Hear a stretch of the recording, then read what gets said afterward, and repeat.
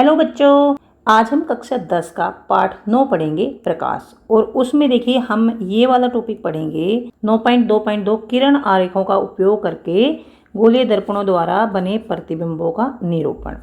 देखिए इससे पहले हमने ये वाली टेबल सीख ली थी, ये वाली टेबल बनानी तो सीख ली थी कि किस तरह से टेबल बनती है और प्रतिबिंब की स्थिति कहाँ होती है, कहाँ कहाँ पर प्रतिबिंब बनते हैं। अगर वस्तु अनंत पर रखी है तो प्रतिबिंब फोकस पर बनता है, सी से परे रखी है तो एफ है और सी के बीच में। और प्रतिबिंब का साइज क्या होता है और प्रतिबिंब की प्रकृति क्या होती है, ये सब, ये जो पूरी टेबल है ना, ये मैंने अच्छी तरह से अलग से वीडियो में समझा दी थी। अब देखिए हम ये सीखेंगे कि ये जो टेबल है इसमें तो हमने बिंब की स्थिति, प्रतिबिंब की स्थिति, प्रतिबिंब का साइज और बिंब की प्रकृति के बारे में पढ़ा है। अब हम किरण आरेख बनाएंगे। जैसे मान लीजिए अनंत पर बिंब है, अनंत पर फोकस पर प्रतिबिंब बनता है, तो किरणों का उपयोग करके ये देखेंगे कि फोकस पर कैसे बनता है, क्यों बनता है। अगर वस्तु सी से परे रखी है तो एफ और सी के बीच में प्रतिबिंब कैसे बनता है, किरण आरेख खींचकर हम ये देखेंगे। और प्रतिबिंब छोटा बनता है, वास्तविक और उल्टा कैसे बनता है, ये सब हम इन किरण आरेखों का उपयोग करके प्रतिबिंब बनाकर देखेंगे। तो देखिए इससे पहले थोड़ा सा हमें ये पढ़ना पड़ेगा कि ये किरण आरेख कैसे खींचते हैं। तो किरण आरेख खींचने के लिए हमें थोड़ा सा इसमें अध्ययन करना पड़ेगा, थोड़ा सा, बस थोड़ा सा पढ़ना पड़ेगा। उसके कुछ रूल्स होते हैं, उसके बाद फिर हम आसानी से किरण आरेख खींच सकेंगे। गोलीय दर्पणों द्वारा प्रतिबिंबों के बनने का अध्ययन हम किरण आरेख खींचकर भी कर सकते हैं। गोलीय दर्पणों द्वारा जो प्रतिबिंब बनते हैं उनका अध्ययन हम किरण आरेख खींचकर भी कर सकते हैं। गोलीय दर्पण के सामने रखे एक सीमित साइज के विस्तारित बिंब पर विचार कीजिए। मतलब गोलीय दर्पण के सामने कोई एक सीमित साइज का एक बिंब रखा है, बिंब, विस्तारित बिंब। विस्तारित बिंब मतलब एक साइज तो उसका बहुत बड़ा नहीं होगा, लेकिन ये बिंब, एक मान लीजिए कोई भी बिंब गोलीय दर्पण के सामने रखा है। इस बिंब का प्रत्येक छोटा भाग एक बिंदु बिंब की भांति कार्य करता है। मान लीजिए ये वस्तु रखी है गोलीय दर्पण के सामने, तो यहाँ से भी, उसमें से यहाँ से भी किरण आ रही है, यहाँ से भी किरण आ रही है, यहाँ से भी किरण आ रही है, यहाँ से भी किरण आ रही है। तो एक वस्तु से बहुत सारी अनंत किरणें आती हैं, अनंत किरणें। और इस वस्तु का प्रत्येक भाग, प्रत्येक छोटा भाग, मान लीजिए ये वस्तु है ना, तो इसका छोटा सा भाग भी एक बिंदु बिंब की भांति कार्य करता है। इन बिंदुओं में से, मतलब ये समझ लीजिए ये जो वस्तु है ना, छोटे छोटे बिंदुओं को मिलाकर एक वस्तु बनी है। इन बिंदुओं में प्रत्येक से अनंत किरणें उत्पन्न होती हैं। इन बिंदुओं से, प्रत्येक से, हर एक बिंदु से, ये एक बिंदु है, इसमें से भी अनंत किरणें उत्पन्न होती हैं। बिंब के प्रतिबिंब का स्थान निर्धारण करने के लिए, मतलब बिंब से कैसा प्रतिबिंब बनेगा, उसका स्थान और कहाँ पर बनेगा, उसका स्थान निर्धारण करने के लिए किरण आरेख बनाते समय किसी बिंदु से निकलने वाली किरणों की विशाल संख्या में से कुछ को ही चुना जा सकता है।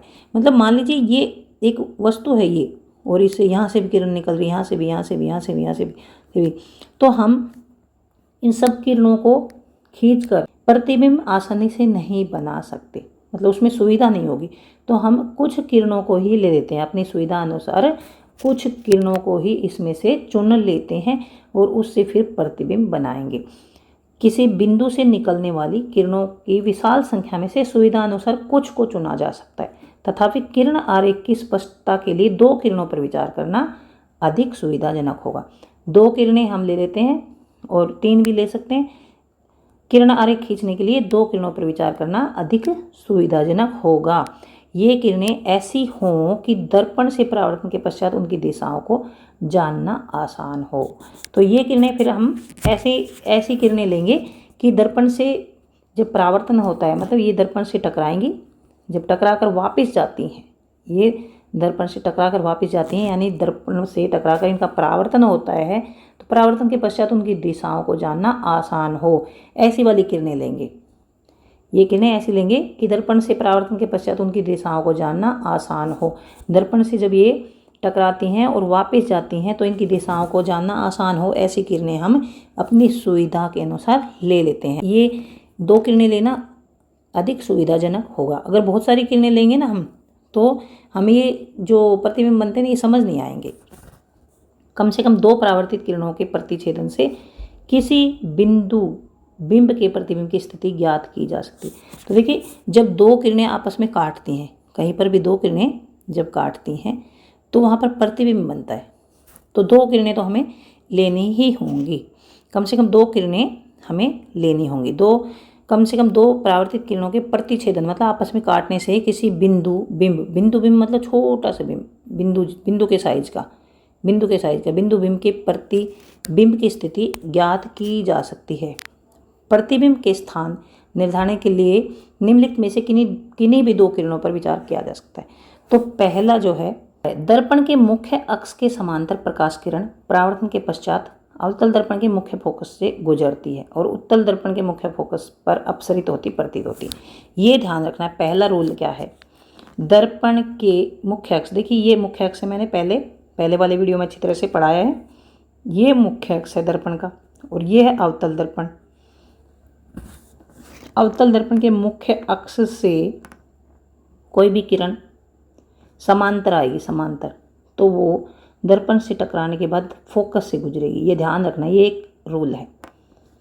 जब भी मुख्य अक्ष के समांतर कोई भी किरण आती है तो फोकस से गुजरती है, वो फोकस से। और देखिए, जो सेंटर से इस केंद्र से कोई भी ये रेडियस होती है ना, तिरछा इस पर गिरती है तो दर्पण पर 90 डिग्री का कोण बनाती है। क्योंकि हमने ये पढ़ा था ना, देखिए जब समतल दर्पण है इस पर हम अभिलंब लेते हैं तो 90 डिग्री का कोण बनाता है अभिलंब। यहाँ पर देखिए, ये सेंटर से परिधि पर, यहाँ पर ये किरण अगर मानते हैं हम यहाँ पर, तो ये एक छोटा सा समतल दर्पण मान लीजिए, छोटा सा, तो ये 90 डिग्री का कोण बनाती है। तो यहाँ पर देखिए, ये अभिलंब हो गया ना, अभिलंब ये। तो यहाँ से कोई भी किरण आएगी, यहाँ से ये कोई भी किरण आती है, इससे टकराती है और फोकस से जाती है। तो यहाँ पर ये है अभिलंब। अब देखिए I बराबर R, यानी यहाँ पर परावर्तन का नियम भी फॉलो होता है, परावर्तन का नियम भी यहाँ पर लागू होता है। इसी तरह से ये पहला नियम समझ आ गया कि जब भी कोई भी किरण मुख्य अक्ष के समांतर आती है और दर्पण से टकराती है तो उससे टकराकर वो फोकस से गुजरती है। उसके बाद उत्तल दर्पण में भी ऐसा ही होता है। यहाँ से ये किरण आएगी मुख्य अक्ष के समांतर, तो ये इससे टकराकर, दर्पण से टकराकर वापस जाएगी। तो देखिए, इसमें तो आभासी प्रतिबिंब बनता है ना, तो यहाँ पर ये ऐसे लगेगा कि ये फोकस से गुजर रही है, ऐसा आभास होगा उत्तल दर्पण में। अब दूसरी किरण जो हम लेंगे वो कौन सी लेंगे, अवतल दर्पण के मुख्य फोकस से गुजरने वाली किरण अथवा उत्तल दर्पण के मुख्य फोकस की ओर आने वाली किरण परावर्तन के पश्चात मुख्य अक्ष के समांतर निकलेगी।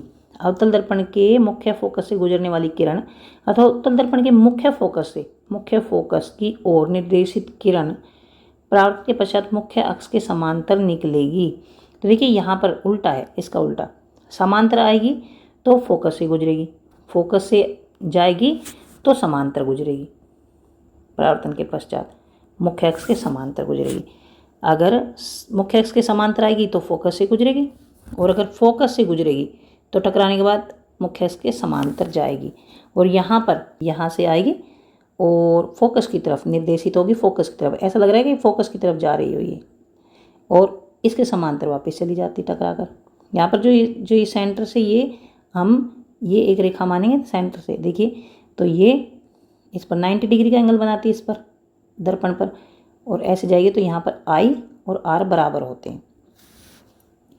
तो पहला पॉइंट क्या था, पहला पॉइंट तो ये था। दूसरा है ये, अब तीसरा, ये ध्यान रखना है, अवतल दर्पण के वक्रता केंद्र से गुजरने वाली किरण या उत्तल दर्पण के वक्रता केंद्र से गुजरती हुई महसूस होने वाली या आभास होने वाली किरण परावर्तन के पश्चात उसी पथ से वापस चली जाती है। तो देखिए, हमने दर्पणों में, समतल दर्पण में हमने प्रकाश का परावर्तन का नियम पढ़ा था, तो उसमें क्या पढ़ा था कि अगर ये अभिलंब मान लेते, ये इस पर 90 डिग्री का कोण बनाता है, अगर आपतित किरण यहाँ से जाएगी, यहाँ से, और इसके साथ बनाती है 60 डिग्री का कोण, तो परावर्तित किरण भी 60 डिग्री का कोण बनाती है इसके साथ। 60 का, ये आपतित ये परावर्तित। अगर इसके साथ बनाए 30 डिग्री का, यहाँ से 30 डिग्री का, तो ये भी 30 डिग्री का बनाएगी। अगर यहाँ से बनाए 10 डिग्री का, तो ये भी 10 डिग्री का कोण बनाएगी। तो इस तरह से मान लीजिए यहाँ पर, यहाँ अभिलंब से ही कोई किरण आती है, अभिलंब से ही, तो 0 डिग्री का कोण बनाएगी ना, वो तो कम होता जा रहा है ना, ये कम होता जा रहा है, ये कम होता जा रहा है, कम होता जा रहा है। यहाँ से अगर आपतित किरण 10 डिग्री का कोण बनाएगी, 10 डिग्री का, तो परावर्तित किरण भी 10 डिग्री का कोण बनाती हुई जाएगी। यहाँ से अगर 5 डिग्री का कोण बनाएगी तो परावर्तित होकर किरण 5 डिग्री कोण पर ही जाएगी। अभिलंब से अगर 0 डिग्री का कोण बनाएगी, 0 डिग्री का, तो 0 डिग्री पर ही वापस जाएगी। तो यहाँ पर आप देख सकते हैं, यहाँ पर, यहाँ तो आप यहाँ पर देख सकते हैं, ये देखिए, ये यहाँ से किरण आती है, यहाँ से सेंटर से जाती है, सेंटर से जो किरण जाती है वो इस पर 90 डिग्री का कोण बनाती है, 90 डिग्री का कोण बनाती है ना ये, तो 90 डिग्री का कोण बनाती है, यानी ये अभिलंब है, अभिलंब की तरह काम करती है। तो अभिलंब से ही कोई किरण आती है तो वापस अभिलंब से ही चली जाती है इस दर्पण से टकराने के बाद। जब कोई किरण अभिलंब से आती है तो अभिलंब से ही वापस चली जाती है। तो सेंटर से जो किरण आती है तो वो इसके ऊपर 90 डिग्री का कोण बनाती है, यानी वो अभिलंब की तरह होती है। और इसी दिशा में अगर कोई किरण आती है दर्पण से टकराकर, यहीं से वापस चली जाती है। यानी वक्रता केंद्र से गुजरने वाली किरण अथवा उत्तल दर्पण के वक्रता केंद्र की ओर निर्देशित किरण परावर्तन के पश्चात उसी पथ से वापस चली जाती है। तो यहाँ पर देखिए, यहाँ पर ये किरण आती है, यहाँ पर, तो ऐसा आभास होगा कि ये यहाँ से यहाँ पर आती है, सेंटर पर आती है, फिर इसी से टकराकर, मतलब ये फिर दर्पण से टकराकर वापस चली जाती है, इसी पथ से आती है और दर्पण से टकराती है, फिर वापस चली जाती है। तो ये तीसरा नियम है, ये भी याद रखना है। सेंटर से आने वाली किरण दर्पण से टकराकर वापस उसी पथ से चली जाती है।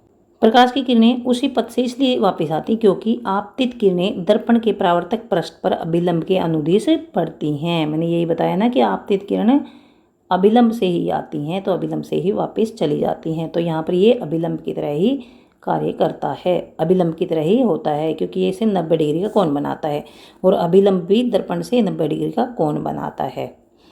इसलिए प्रकाश की किरणें उसी पथ से इसलिए वापस आती क्योंकि आपतित किरणें दर्पण के परावर्तक पृष्ठ पर अभिलंब के अनुदिश पड़ती हैं। उसके बाद चौथा नियम यह है, अवतल दर्पण अथवा उत्तल दर्पण किसी में भी बिंदु P, दर्पण का ध्रुव होता है बिंदु P की ओर मुख्य अक्ष के तिर्यक दिशा में आपतित किरण तिर्यक दिशा में ही परावर्तित होती है। यानी मान लीजिए यहाँ से कोई भी किरण आती है, दर्पण से टकराती है, तो इस मुख्य अक्ष से जितना कोण बनाएगी ना, उतने ही कोण पर ये वापस भी चली जाएगी। ये मान लीजिए यहाँ पर बनाती 60 डिग्री, तो 60 डिग्री कोण बनाती हुई वापस चली जाती है। ऐसे ही उत्तल दर्पण से अगर यहाँ पर पोल पर टकराती है, पोल पर, तो ये मुख्य अक्ष से उतना ही कोण बनाती हुई वापस चली जाती है जितना कोण यहाँ पर बनाती है। यहाँ से आई और पोल पर टकराई और वापस चली गई, और मुख्य अक्ष से जितना कोण यहाँ पर बनता है उतना ही कोण यहाँ पर भी बनेगा, यानी परावर्तन का नियम यहाँ पर भी लागू होगा।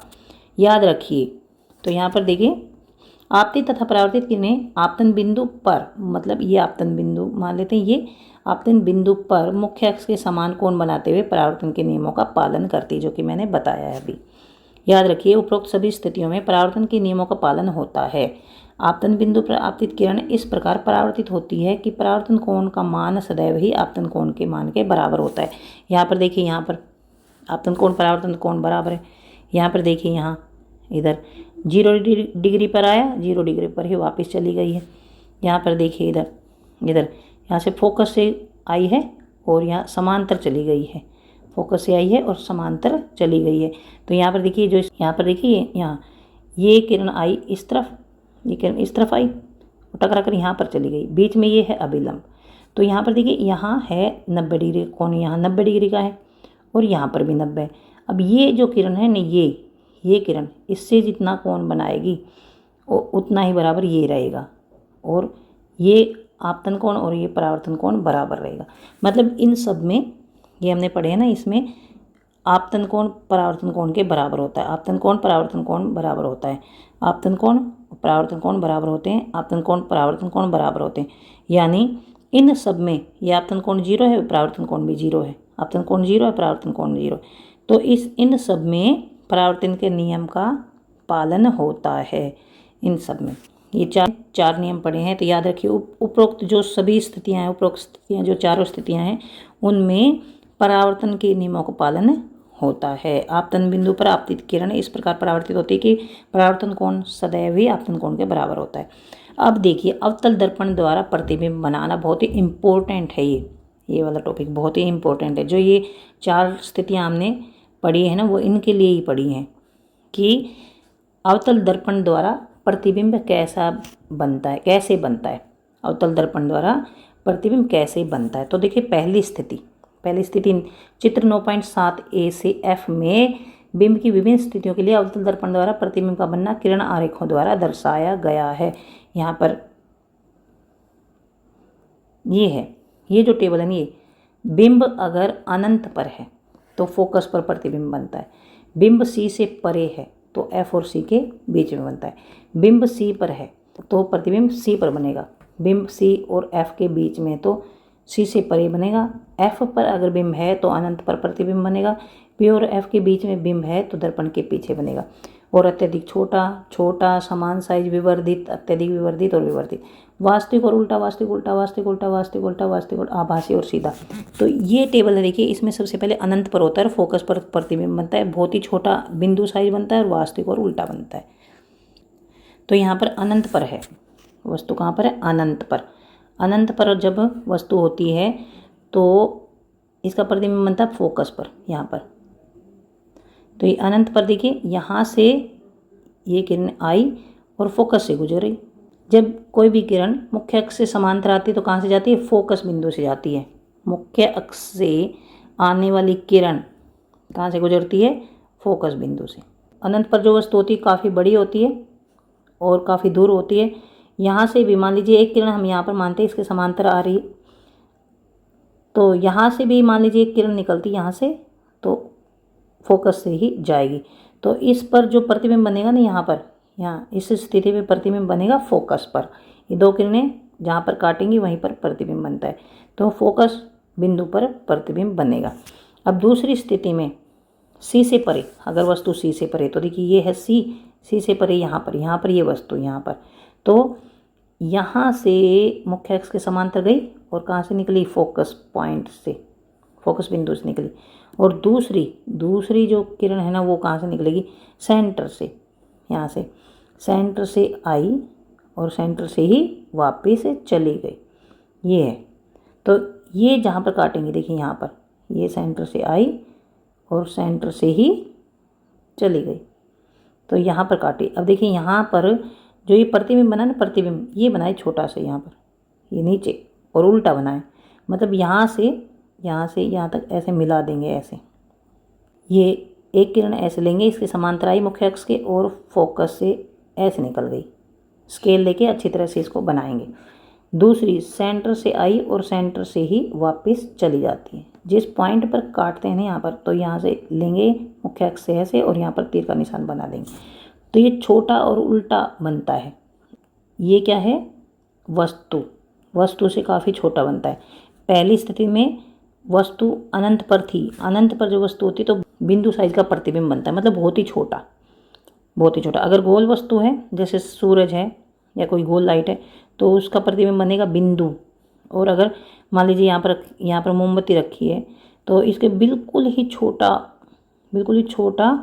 प्रतिबिंब बनेगा, उल्टा बनेगा। इसमें देखिए थोड़ा सा बड़ा हो गया है प्रतिबिंब, इस वाले से थोड़ा सा बड़ा बना। अब तीसरी स्थिति में देखिए, तीसरी स्थिति में अगर C पर है, अगर बिंब C पर है, यहाँ पर C पर है ना, C पर, यहाँ पर देखिए यहाँ C पर है, तो एक तो ये जाएगी समांतर जाएगी, कहाँ से गुजरेगी, फोकस से गुजरेगी। दूसरी सेंटर से गुजरेगी, ऐसे सेंटर से गुजरेगी, उसी से वापस आ जाएगी। फिर ऐसे ही ये समांतर आएगी और फोकस से चली जाएगी। यहाँ पर समांतर आई और फोकस से चली गई।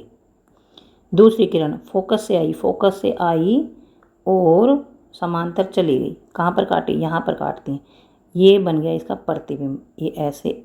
तो ये इतना ही बनेगा जितना कि बिंब का साइज है, बिंब के साइज के जितना प्रतिबिंब बनेगा, जितना बिंब का साइज है उतना ही प्रतिबिंब बनेगा और उल्टा बनेगा।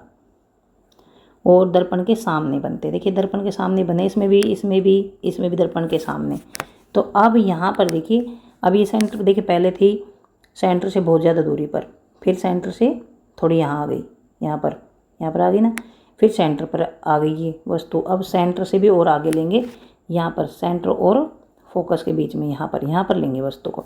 तो यहाँ पर वस्तु है सी और एफ के बीच में। यहाँ पर भी टेबल देख सकते हैं, ये पहले अनंत पर थी, फिर सी से परे, फिर सी पर आ गई, सी पर आई है तो सी पर ही बना है और समान साइज का प्रतिबिंब बना है। फिर सी और एफ के बीच में, तो सी से परे बनेगा। अब सी और एफ के बीच में, यहाँ पर देखिए सी और एफ के बीच में है ये बिंब। तो यहाँ से समांतर आई, कहाँ से निकली, फोकस से निकल गई। और एक जो दूसरी किरण है कहाँ से, सेंटर से आई और सेंटर से ही वापस चली गई। तो यहाँ पर देखिए काटते नहीं, यहाँ पर काट रही हैं, तो ये बनेगा प्रतिबिंब, ये बन गया ये ऐसे यहाँ पर। और उल्टा बनेगा तो देखिए ये तो बिंब है और ये है प्रतिबिंब, तो ये बड़ा बना और उल्टा बना। और दर्पण के सामने यहाँ पर अगर हम कोई भी पर्दा रखेंगे यहाँ पर तो ये जो ना ये इसका जो प्रतिबिंब दिखाई देगा हमें पर्दे पर, अवतल दर्पण में वास्तविक बनता है, वास्तविक और उल्टा, वास्तविक और उल्टा, वास्तविक और उल्टा, वास्तविक और उल्टा बनता है। जो प्रतिबिंब है वास्तविक और उल्टा बनता है। अब आगे हम पांचवी स्थिति में, तो यहाँ पर देखिए फोकस से पहले थी ना वस्तु, अब आगे फोकस के ऊपर। फोकस के ऊपर जो वस्तु आती है तो यहाँ से देखिए, यहाँ से समांतर गई मुख्य अक्ष के और फोकस से निकल गई। दूसरी सेंटर से आई और सेंटर से ही चली गई। तो यहाँ पर देखिए आपको ये दिख रही होंगी, जो किरणें हैं ये ऐसे दिख रही हैं, थोड़ी सी ऐसे दिख रही हैं। अगर इनको हम दूर तक ले जाएंगे तो ये कहीं ना कहीं जाकर जरूर मिलेंगी। अगर इनको सीधा सीधा खींचेंगे ना तो बहुत ज़्यादा दूरी पर जाकर ये मिलेंगी, अगर स्केल से अच्छी तरह से इनको खींचेंगे तो ये यहाँ पर मान लीजिए मिलती है, तो ये बना प्रतिबिंब, ये मुख्य अक्ष से ये बना प्रतिबिंब ये। और इस वस्तु से काफ़ी बड़ा बनेगा और उल्टा बनेगा। उल्टा बनता है तो वास्तविक बनता है, और इसके सामने ही बनता है वास्तविक उल्टा, वास्तविक और उल्टा। तो इन पांचों स्थितियों में वास्तविक और उल्टा बनता है, क्योंकि दर्पण के सामने बन रहा है, दर्पण के सामने ही बन रहा है। यहाँ पर देखिए यहीं पर बन रहा है ना, दर्पण के सामने ही तो है, दर्पण के सामने, यहाँ दर्पण के सामने, और यहाँ पर भी दर्पण के सामने, मतलब यहाँ मैंने बनाया था, यहाँ पर इसको यहाँ करेंगे और इसको यहाँ करेंगे, खींचेंगे तो यहाँ पर बनेगा, यहाँ ये है मुख्य अक्ष, यहाँ पर बनेगा, यहाँ पर कटती हैं तो ये दर्पण के सामने ही। तो दर्पण के सामने जो भी प्रतिबिंब बनता है वो वास्तविक, उल्टा, वास्तविक और उल्टा बनता है। वास्तविक प्रतिबिंब वे होते हैं जिनको पर्दे पर लिया जा सकता है, मतलब यहाँ पर अगर कोई भी सफ़ेद कागज़ रख देंगे या कुछ भी गत्ता वत्ता रख देंगे, उसके ऊपर इसका न इसका प्रतिबिंब बनेगा। ये मतलब ये चीज़ जो है ना, ये इसमें उल्टी दिखाई देगी यहाँ पर, उस पर्दे पर, उस कागज़ पर या गत्ते पर। अब हमारा ये है फोकस और पोल, ये पोल है और ये फोकस है। इसके बीच में किसी वस्तु को अगर रखते हैं तो यहाँ से, अब फोकस तो पीछे आ गया यहाँ पर, अब समांतर नहीं जाएगी इसमें जाएगी ये ऐसे पोल पर जाएगी, पोल पर ये किरण लेंगे जो कि पोल से टकराती है, और जितना एंगल यहाँ पर बनता है उतना ही एंगल बनाती हुई ये टकरा कर चली जाती। और ये जो सेंटर है ये इस पर 90 डिग्री का कोण बनाता है ये, और ये मुख्य अक्ष जो 90 डिग्री का कोण बनाता है ये। तो यहाँ पर कौन सा रूल फॉलो करेंगे, कौन सी स्थिति आ गई है हमारी, ये वाली स्थिति, इसमें ये वाली स्थिति आ गई, ये वाली, कि यहाँ से आई, पोल से टकराई और टकरा कर वापस चली गई। इससे मुख्य अक्ष से इतना एंगल बनाती है, मुख्य अक्ष से ही उतना बराबर एंगल बनाती है। इसी तरह इसमें, इसी तरह यहाँ पर। तो यहाँ पर देखिए फोकस तो इधर पड़ जाता है ना, इधर फोकस से थोड़ी गुजरेगी, तो यहाँ पर ये वाली किरण लेंगे हम जो कि पोल पर टकराती है और इससे आपतन कोण बनाती है और इससे टकराकर परावर्तन कोण बराबर बनाती हुई चली जाती है। और एक किरण फिर सेंटर से गुजरती है ऐसे। सेंटर वाली हमने यहाँ पर भी ली है, सेंटर वाली यहाँ पर भी ली है, सेंटर वाली यहाँ पर भी ली है, सेंटर से गुजरती हुई, सेंटर से गुजरने वाली यहाँ पर भी ली है और यहाँ पर भी ली है। तो देखिए यहाँ पर देखिए ये किरण आगे बढ़ाएंगे तो ये कहीं नहीं मिलेगी, कहीं नहीं मिलेगी, बल्कि पीछे की तरफ मिलती हुई नजर आएगी, पीछे की तरफ यहाँ पर, या इसको पीछे की तरफ बढ़ाएंगे तो यहाँ पर मिलती हुई प्रतीत होगी। एक्चुअल में नहीं मिलेगी, मिलती हुई प्रतीत होगी, आभास होगा मिलती हुई, मतलब ये मिल रही है, इसका आभास होगा। तो इस तरह के प्रतिबिंब को कहते हैं आभासी प्रतिबिंब। और यहाँ पर देखिए दर्पण के पीछे बन रहा है ये प्रतिबिंब, दर्पण के पीछे, दर्पण के पीछे जो प्रतिबिंब बनता है वो होता है आभासी, आभासी होता है। और देखिए सीधा बन रहा है, जैसे वस्तु ऐसे सीधी रखी थी सीधा ये दिखाई देगा ये भी, तो ये होगा सीधा। इसके अगर दर्पण के पीछे हम कोई भी कागज़ रखेंगे, प्लेन पेपर रखेंगे या कोई गत्ता रखेंगे, कोई दीवार होगी, तो उस पर ये बनेगा नहीं, हमें दर्पण के अंदर झाँकेंगे तब दिखाई देगा ये। और वस्तु छोटी दिखाई देगी, ये अंदर जो दिखे ना अंदर बहुत बड़ी दिखाई देगी ये वस्तु इसके दर्पण के अंदर, उसे कहते हैं आभासी, सीधा और बहुत बड़ा बनेगा, बड़ा बड़ा प्रतिबिंब बनेगा। यहाँ पर सबसे बड़ा बनेगा, यहाँ पर अनंत पर, यहाँ पर बढ़ेगा सबसे बड़ा, यहाँ पर सबसे बड़ा, इस वाली स्थिति में यहाँ पर बड़ा बनेगा। तो ये है आभासी, सीधा और बड़ा, जो इस वाली स्थिति में, इस वाली में, छठी स्थिति में। औरों में सब में वास्तविक और उल्टा बनेगा।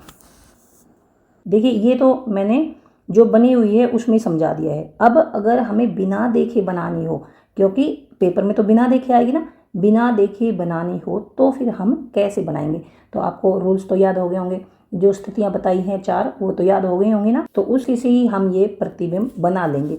तो देखिए पहले केस में, पहली स्थिति में क्या है, अनंत पर है वस्तु, अनंत पर, और प्रतिबिंब बनेगा फोकस पर। तो यहाँ पर पहली स्थिति हम ये लेंगे 1 2 3 4 5 6।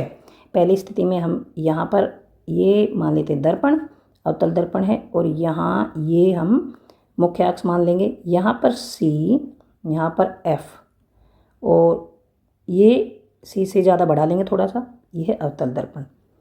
अब अगर वस्तु अनंत पर है, अनंत पर मतलब बहुत ही ज़्यादा दूरी पर है, अनंत पर बहुत ज़्यादा दूर है, तो देखिए जब कोई भी प्रकाश का स्रोत अनंत पर होता है, जब कोई भी प्रकाश स्रोत अनंत पर है और उसके सामने एक छोटा सा दर्पण रखा जाए, तो वो जो किरणें आएंगी ना वो मुख्य अक्ष के समांतर होती हैं। तो यहाँ से आएंगी समांतर किरणें, मुख्य अक्ष के समांतर। ये है मुख्य अक्ष, ये इसके समांतर आएंगे ना, ये है मुख्य अक्ष, देखिए इसके समांतर ये किरणें आएंगी। तो जब मुख्य अक्ष के समांतर किरणें आती हैं तो कहाँ से जाती हैं, टकराकर इस दर्पण से टकराती हैं, और कहाँ से जाती हैं, फोकस से।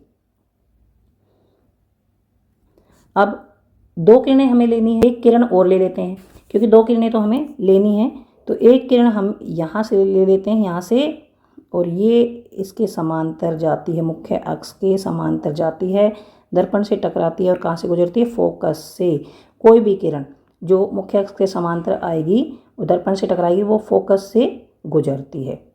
तो यहाँ पर ये बिंदु बन गया है, मतलब कोई भी वस्तु अगर अनंत पर रखी है तो उसका जो प्रतिबिंब है ना वो फोकस पर बनेगा और बहुत ही ज़्यादा छोटा बनेगा, मतलब पॉइंट साइज बहुत ही ज़्यादा छोटा। मान लीजिए हम लेते हैं सूर्य हम अनंत पर स्रोत लेते हैं प्रकाश का, तो सूर्य का प्रतिबिंब यहाँ बनेगा, सूर्य गोल है तो इसका प्रतिबिंब गोल बनेगा। लेकिन अगर हम यहाँ पर कोई भी मोमबत्ती ले लेते हैं, कोई भी मोमबत्ती इस टाइप की होती, लो मोमबत्ती की लो, और ये मोमबत्ती रख लीजिए, ये मोमबत्ती रख ली है, तो इसका जो प्रतिबिंब बनेगा ना ये उल्टा बनेगा, बहुत ही ज़्यादा छोटी सी लो बनेगी, बिल्कुल छोटी सी, और उल्टी बनेगी, बहुत ही ज़्यादा छोटी, यहाँ पर बहुत ही ज़्यादा छोटी और उल्टी बनेगी ऐसे यहाँ पर।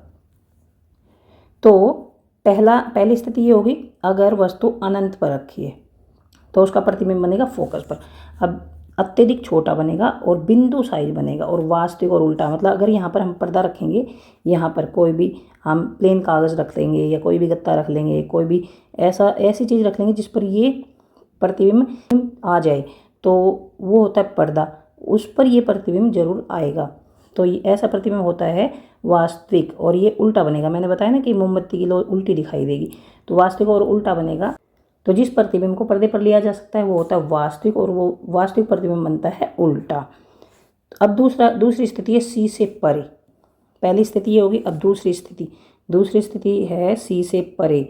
मान लीजिए यहाँ पर बना लेते एक दर्पण, और यहाँ सी है, यहाँ एफ है।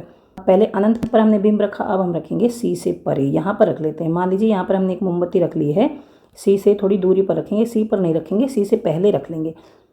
तो इसमें भी देखिए पहली किरण तो हमें यही लेनी है कि मुख्य अक्ष के समांतर जाती, तो ये किरण है मुख्य अक्ष के समांतर जाती हुई, मुख्य अक्ष के समांतर जाती है, यहाँ गोलीय दर्पण से टकराती है और कहाँ से गुजरती है, फोकस से गुजरती है। उसके बाद दूसरी किरण सेंटर से लेंगे, दूसरी किरण सेंटर से लेंगे। तो देखिए ये तो बहुत ज़्यादा दूरी पर है ना, अनंत पर थी ना ये, तो अनंत पर जब कोई वस्तु होती है तो उससे आने वाली किरणें मुख्य अक्ष के समांतर होती हैं। तो यहाँ पर सेंटर वाली किरण हमने नहीं ली है यहाँ पर। अब यहाँ पर लेंगे हम कि एक किरण जो है ना वो सेंटर से गुजरती है, यहाँ पर लेंगे हम, ऐसे चली जाएगी। तो जो सेंटर से जो किरण गुजरती है, सेंटर से आती है तो, और इस दर्पण से टकराती है तो सेंटर से ही वापस चली जाती है। इधर सेंटर से होती हुई आई, दर्पण से टकराई, और दर्पण से टकराने के बाद सेंटर से ही वापस चली जाती है। तो ये होगी हमारी एक और किरण। अब देखिए यहाँ पर कहाँ पर कटी हैं ये दोनों किरणें, कहाँ पर कटी हैं ये दोनों किरणें, यहाँ पर कटी हैं, यहाँ पर। तो मुख्य अक्ष से जहाँ पर जिस बिंदु पर ये किरणें कटती हैं वहाँ तक हम ये ऐसे लंबाई खींच लेंगे ऐसे। तो ये इस तरह का प्रतिबिंब बन गया।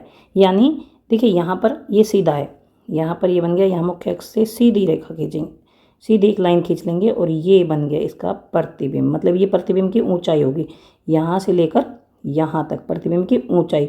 और ये उल्टा बनेगा ये प्रतिबिंब, ये इसमें तीर का निशान ऊपर की तरफ है और इसमें तीर का निशान नीचे की तरफ है, उल्टा बनेगा। और आपको दिखाई दे रहा है ये जो है ये इससे छोटा है, उल्टा और छोटा। और अगर यहाँ पर पर्दा रखा जाए तो उस पर भी ये हमें उल्टा प्रतिबिंब दिखाई देगा। तो ऐसा प्रतिबिंब जिसको पर्दे पर लिया जा सकता है वो क्या होता है, वास्तविक प्रतिबिंब। वास्तविक है, ये उल्टा है और वस्तु से छोटा है। और देखिए दर्पण के सामने ही बन रहा है, दर्पण के इसी तरफ बन रहा है ना, दर्पण के पीछे तो ये वाला हिस्सा है, ये वाला हिस्सा, तो यहाँ नहीं बनेगा, दर्पण के सामने ही बनता है।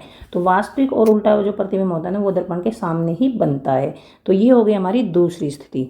दूसरी स्थिति ये है, पहली स्थिति ये थी और दूसरी स्थिति ये है। अब हम बनाएंगे तीसरी स्थिति। तीसरी स्थिति में देखिए सी पर, वस्तु को सी पर रखा जाएगा तो सी पर ही प्रतिबिंब बनेगा। तो यहाँ पर बना लेते हैं हम एक दर्पण, यहाँ पर तीसरी स्थिति में यहाँ पर बना लेते हैं एक दर्पण। अब यहाँ पर है मुख्य अक्ष, यहाँ मान लेते हैं हम F और यहाँ पर C। यहाँ पर कोई वस्तु रखी, यहाँ पर कोई बिंब यानी वस्तु रखी है, तो यहाँ देखिए ये F है। अब यहाँ से ये मुख्य अक्ष के समांतर जाती है, ये किरण तो हम लेते हैं मुख्य अक्ष के समांतर जाती है। एक किरण मुख्य अक्ष के समांतर जाती है, कहाँ से गुजरती है, फोकस से गुजरती है, फोकस से गुजरती है, दर्पण से टकराकर फोकस से गुजरती है। इसके बाद यहाँ पर देखिए सेंटर से, क्योंकि ये तो इसके ऊपर रखी है ना, अब सेंटर से यहाँ पर किरण नहीं लेंगे, हम लेंगे फोकस से। फोकस से गुजरती है, फोकस से गुजरती है और कहाँ पर आती है, इसके समांतर ऐसे आ जाती है। इससे टकराई गोलीय दर्पण से और कहाँ से गुजरेगी, फोकस से गुजरेगी, फोकस से। अब एक और किरण यहाँ से देखिए सेंटर से तो ये नहीं लेंगे हम, क्योंकि सेंटर के ऊपर ही रखी है वस्तु। अब हम फोकस से गुजरने वाली एक लाइन है, एक रेखा ऐसे खींच लेंगे। फोकस से गुजरती है, दर्पण से टकराती है और दर्पण से टकराने के बाद मुख्य अक्ष के समांतर ऐसे चली जाती है। तो यहाँ पर देखिए इस पॉइंट पर काटा है, यहाँ पर इस बिंदु पर काटी हैं ये दोनों, इस बिंदु पर। एक तो ऐसे गई, फोकस से गुजरी, एक फोकस से गुजरी और मुख्य अक्ष के समांतर चली गई। तो ये कहाँ पर काटती हैं, यहाँ पर काटती हैं। तो ये वस्तु का प्रतिबिंब बनेगा सेंटर पर ही, लेकिन उल्टा बनेगा। सेंटर पर ही वस्तु का प्रतिबिंब बनेगा, लेकिन बनेगा उल्टा पर। और आप ये देख सकते हैं ये बराबर है इसके बराबर है, ये इसके बराबर, वस्तु के बराबर बनेगा, वस्तु के समान बनेगा, उल्टा बनेगा और वास्तविक बनेगा और दर्पण के सामने की तरफ ही बनेगा। यहाँ दर्पण के सामने है ना, ये दर्पण के सामने की तरफ ही बनेगा। तो मैंने बताया था वास्तविक प्रतिबिंब जो होता है ना वो दर्पण के सामने बनता है, उल्टा बनता है। तो यहाँ पर देखिए सी पर अगर वस्तु रखी सी पर, तो सी पर ही प्रतिबिंब बनेगा। सी और सी ये देखिए समान है ना, यहाँ पर भी देखिए समान है, समान साइज यहाँ लिख रखा है ना, समान, सी सब समान है। तो ये याद करने का तरीका है, सी वाला ही वास्तविक और उल्टा बनेगा। या पाँच ये है ना, 5 स्थितियाँ, यहाँ तक वास्तविक और उल्टा बनता है। और देखिए पहले बिंदु साइज था, उसके बाद छोटा बना है, उसके बाद समान साइज, मतलब इससे थोड़ा बड़ा है, इससे थोड़ा बड़ा ये है, मतलब इससे थोड़ा बड़ा ये है और इससे थोड़ा बड़ा ये है। अब समान साइज आ गया। अब आगे बनना चाहिए समान साइज, मतलब ये वस्तु के समान साइज का बना है, तो आगे क्या बनना चाहिए, वस्तु से बड़ा बनना चाहिए। वस्तु इतनी है तो ये इतना बनना चाहिए, बड़ा बनना चाहिए। तो अब हम रखेंगे सी और एफ के बीच में, सी और एफ के बीच में। तब तीसरी स्थिति हो गई ये। अब चौथी स्थिति में हम यहाँ पर दर्पण बना लेते हैं। यहाँ बनाएंगे सी, यहाँ बनाएंगे एफ। अब देखिए जो बिंब है ना, बिंब पहले था अनंत पर, फिर आए यहाँ पर, यहाँ आ गया, सी से परे यहाँ आ गया, फिर सी पर आ गया, सी पर आ गया। अब कहाँ है, सी और एफ के बीच में, ये एफ है ये सी है, इसके बीच में रखेंगे। अब तो यहाँ पर है सी और एफ के बीच में अगर बिंब को रखा जाता है, वस्तु को अगर दर्पण के और नज़दीक लाया जाता है, सी और एफ के बीच में रखा जाता है, तो यहाँ से ये किरण आएगी ऐसे आएगी और दर्पण से टकराएगी। यहाँ से किरण लेंगे मुख्य अक्ष के समांतर ऐसे और दर्पण से टकराएगी और कहाँ से जाएगी, फोकस बिंदु से होकर जाती है। इसके बाद दूसरी किरण कहाँ से आएगी, फोकस से ही निकलेगी। दूसरी किरण यहाँ से फोकस से निकलेगी और फोकस से निकलती है ऐसे और दर्पण से टकराती है। और फोकस से जब आती है, दर्पण से टकराती तो कैसे जाएगी, मुख्य अक्ष के समांतर जाएगी, यहाँ चली जाएगी, दर्पण से टकराकर ऐसे मुख्य अक्ष के समांतर चली जाएगी। तो अब यहाँ पर देखिए, यहाँ पर काटती हैं ये जो किरणें ना, यहाँ पर काटती हैं इस बिंदु पर, यहाँ पर देखिए ये है वस्तु है ये, और यहाँ पर काटती है ये। तो इसको मुख्य अक्ष से यहाँ ऐसे मिलाएंगे ऐसे, क्योंकि नीचे की तरफ है तो हमें इसको तीर का निशान नीचे की तरफ बनाते हैं। तो ये प्रतिबिंब कहाँ बनेगा, सी से परे और लेकिन उल्टा बनेगा, सी से परे लेकिन उल्टा बनेगा। और यहाँ पर हम देख सकते हैं ये वस्तु से बड़ा है, तो प्रतिबिंब जो है वो सी से परे बनेगा, वस्तु से बड़ा बनेगा, उल्टा बनेगा। उल्टा प्रतिबिंब जो बनता है वो क्या होता है, वास्तविक प्रतिबिंब होता है और दर्पण के सामने बनता है और वस्तु से बड़ा है। यहाँ पर अगर वस्तु को सी और एफ के बीच में रखा जाए तो वस्तु से बड़ा प्रतिबिंब बनेगा, उल्टा बनेगा, वास्तविक बनेगा, दर्पण के सामने बनेगा। सी पर था तो सी पर बना था, समान साइज का बना था। अब सी और एफ के बीच में है तो सी से परे बना है, सी से परे हमने ये बनाया ना, सी से परे। यहाँ पर सी है, सी से परे का मतलब सी से पहले ही बन गया है। और यहाँ पर विवर्धित मतलब बड़ा बना है, वस्तु से बड़ा बना है, वास्तविक और उल्टा बना है। अब आ जाते हैं पांचवी स्थिति पर। पांचवी में एफ पर रखेंगे हम वस्तु को, एफ पर, और कहाँ बनेगा, अनंत पर बनेगा। तो ये तो मैंने बता दिया ना कि ये मैंने इससे पहले वीडियो में समझा दिया कि कहाँ पर अगर वस्तु को रखते हैं तो ये फिर कैसे हम लिखते हैं। ये यहाँ पर देखिए 1 2 3 4 5 6 लिख रखा है, यहाँ पर हम उल्टा कर देंगे, यहाँ से छठे को छोड़कर 5 4 3 2 1। तो 1 पर जो है वो यहाँ पर लिख दिया, 2 पर जो है यहाँ पर लिख दिया, 3 पर जो लिख रखा है वो यहाँ पर लिख दिया, 4 पर जो लिख रखा है वो यहाँ पर लिख दिया, 5 पर जो लिख रखा है वो यहाँ पर लिख दिया। और जो छठा है ना वो बिल्कुल अलग है, पी और एफ के बीच में, पी और एफ के बीच में है तो दर्पण के पीछे। ये यहाँ पर इन पांचों स्थितियों में दर्पण के सामने बनते हैं प्रतिबिंब, वास्तविक और उल्टा, वास्तविक और उल्टा। लेकिन इस स्थिति में दर्पण के पीछे बनता है और बड़ा बनता है, आभासी और सीधा बनता है। देखिए इसमें वास्तविक और उल्टा, वास्तविक और उल्टा, इसमें आभासी और सीधा। तो ये टेबल मैंने अलग से वीडियो बना रखा है, उसमें समझा रखी है कि कैसे ये बनानी है। अब हम आते हैं पांचवी स्थिति पर। एफ पर अगर कोई वस्तु होती है तो अनंत पर बनता है। तो यहाँ पर आ गए हम पांचवी स्थिति में। पांचवी स्थिति के लिए हम दर्पण बना लेते हैं पांचवी स्थिति के लिए हम यहाँ पर एक दर्पण बना लेते हैं और ऐसे मुख्य अक्ष बना लेंगे। यहाँ पर आएगा F, यहाँ पर है C, यहाँ पर बना लेते हैं C, यहाँ पर बना लेते हैं F।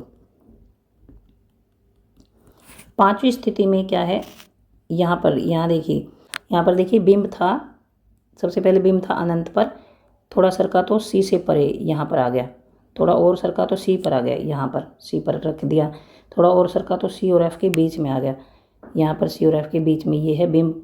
और उसके बाद अब बारी आती F की। अब F पर रखते हैं हम बिंब को, रखते हैं F पर यहाँ पर रखते हैं हम। तो F पर जब हम बिंब को रखते हैं तो यहाँ से इसके समांतर किरण आएगी। कौन सी किरण लेनी पड़ेगी, यहाँ पर देखिए ये है, यहाँ पर किरण पहले कौन सी लेते हैं हम, मुख्य अक्ष के समांतर आने वाली किरण, मुख्य अक्ष के समांतर आई और यहाँ दर्पण से टकराई और यहाँ से फोकस से चली गई, फोकस से होती हुई चली जाती है। मुख्य अक्ष के समांतर आती है, यहाँ दर्पण से टकराती है एक बिंदु पर और ये फोकस से होती हुई चली जाती है। अब दूसरी किरण हम कहाँ से लेते हैं, सेंटर से जाती हुई। यहाँ पर देखिए हमने पहली यहाँ से ली, फोकस से चली गई, दूसरी कहाँ से ली, सेंटर से जाती हुई। यहाँ पर पहली फोकस से गई है, यहाँ पर चली गई। दूसरी में यहाँ पर सेंटर पर वस्तु रखी थी ना, तो इसलिए दूसरी यहाँ से फोकस से जाती, फोकस से जाएगी और इसके समांतर आएगी। अब यहाँ पर देखिए पहली मुख्य अक्ष के समांतर आई, फोकस से गई, और दूसरी हमने कहाँ से ली है, दूसरी फोकस से गई और यहाँ से ये चली गई, एक समांतर एक फोकस से। अब यहाँ से समांतर आई, फोकस से गई, और दूसरी किरण हम लेंगे कि यहाँ से सेंटर से आई, यहाँ से सेंटर से आई और ऐसे चली गई। अब देखिए यहाँ पर मिल नहीं रही हैं, ये किरणें यहाँ पर मिल नहीं रही हैं, लेकिन अगर हम इनको और आगे बढ़ाएं, ऐसे ऐसे ऐसे हम आगे बढ़ाएं तो कहीं ना कहीं पर जाकर ये ज़रूर मिलेंगी, ऐसे ऐसे कहीं पर न कहीं पर ये कट जरूर करेंगी। तो मान लीजिए यहाँ पर देखिए, यहाँ पर कट करती है, मान लीजिए यहाँ पर, तो ये है मुख्य अक्ष, ये देखिए ये इसका मुख्य अक्ष है और यहाँ पर ये बिंदु है जहाँ पर ये दोनों किरणें आपस में काटती हैं, तो ये मुख्य अक्ष है। तो यहाँ से यहाँ तक की ये लंबाई है, ये वाली, ये ऊंचाई। तो देखिए ये जो प्रतिबिंब बनेगा इससे कितना बड़ा बनेगा, ये प्रतिबिंब बनेगा वो इस वस्तु से बहुत बड़ा बनेगा। वस्तु तो ये है और प्रतिबिंब कैसे बनेगा, ये बनेगा इतना बड़ा, उल्टा बनेगा और वास्तविक बनेगा। और कहाँ पर बनेगा, बहुत दूर बनेगा, अनंत पर बनेगा, जाकर अनंत पर। तो यहाँ पर ये मिलती हुई, यहाँ पर ऐसे डॉट डॉट लगाया है क्योंकि ये कहीं ना कहीं जाकर जरूर मिलेंगी, तो इसलिए इसको डॉट डॉट से ऐसे डिनोट कर दिया है, निरूपित कर दिया है। और यहाँ पर ये ऐसे करके और ऐसे बना देंगे, ये प्रतिबिंब बिंब से बहुत ही ज़्यादा बड़ा बनेगा, उल्टा बनेगा, वास्तविक बनेगा और दर्पण के सामने ही बनेगा। तो ये है पांचवी स्थिति, पांचवी स्थिति ये है। अब हम आते हैं छठी स्थिति पर, P और F के बीच में। वस्तु को अगर P और F के बीच में रखेंगे तो दर्पण के पीछे बनता है प्रतिबिंब, विवर्धित बनता है मतलब बड़ा बनता है और आभासी तथा सीधा बनता है, आभासी तथा सीधा बनता है। तो छठे पर आते हैं, P और F के बीच में वस्तु को रखते हैं। छठी स्थिति में हम ये ले लेते हैं दर्पण और यहाँ पर बना लिया मुख्य अक्ष, यहाँ पर C, यहाँ पर F और यहाँ पर ये है P। अब अगर वस्तु को F और P के बीच में रखा जाए, वस्तु को हम रखते हैं यहाँ पर F और P के बीच में, यहाँ पर रखा जाए, तो एक किरण हम कहाँ से लेते हैं, तो यहाँ पर हम जो है लास्ट वाला जो रूल है ना, ये हमने पढ़ा है, वो लगाएंगे यहाँ पर कि जब फोकस और P के बीच में जब वस्तु रखी जाती है ना, तो एक किरण आती है और मुख्य बिंदु पर टकराती है और इससे मुख्य अक्ष से समान कोण बनाती हुई वापस चली जाती है। ये आपतन कोण, ये परावर्तन कोण। यहाँ से आई, मुख्य बिंदु से टकराई और ये यहाँ से चली गई, मुख्य अक्ष से समान कोण बनाती हुई। फोकस और P के बीच में जब वस्तु रखी जाती है ना, यहाँ से किरण आएगी और मुख्य बिंदु से टकराएगी, मुख्य बिंदु से टकराएगी और मुख्य अक्ष से समान कोण, इसके समान कोण यहाँ पर बनाएगी और ये ऐसे चली जाएगी, समान कोण बनाती हुई परावर्तित हो जाएगी। ऐसे। यहाँ पर ये है आपतन कोण और यहाँ पर ये है परावर्तन कोण। तो जो किरणें होती हैं ना, प्रकाश की किरणें कहीं पर भी टकराती हैं किसी दर्पण से, तो ये सभी दर्पणों के लिए प्रकाश के परावर्तन के नियम सेम होते हैं। तो यहाँ पर है ये कोण और ये कोण बराबर हैं और आई है, इसको बोलते हैं आर।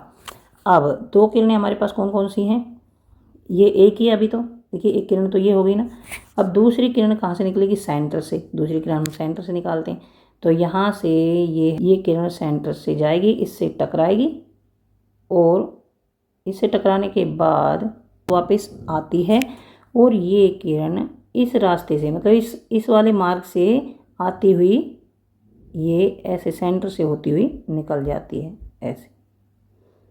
यहाँ से निकलेगी यहाँ से और यहाँ पर जाएगी और दर्पण से टकराएगी, फिर वापस आ जाएगी वापस और सेंटर से होती हुई ऐसे आ जाती ऐसे। अब देखिए ये किरणें आपस में मिल नहीं रही हैं, ये ऐसा हो ही नहीं सकता ये किरणें मिलेंगी, क्योंकि ये समांतर से भी ज़्यादा यहाँ पर कोण है, क्योंकि यहाँ पर देखिए काफ़ी दूरी पर हैं ये। अब ये जो किरणें हैं ना, ये ऐसा तो हो सकता है कि पीछे की तरफ मिलती हुई नजर आए। देखिए पीछे की तरफ ये ऐसे ना, यहाँ से आगे चौड़ी और पीछे से बेड़ी है ऐसे ऐसे, तो कहीं ना कहीं इनको बढ़ाएंगे तो मिलेंगी कहीं ना कहीं पर, लेकिन ये आगे की तरफ नहीं मिलेंगी। तो यहाँ पर ये किरणें अगर इनको हम ऐसे बढ़ाएं, ऐसे ऐसे ऐसे, स्केल से अच्छी तरह से बनाना है इनको, और यहाँ पर ऐसे ऐसे अगर हम इनको बढ़ाएं,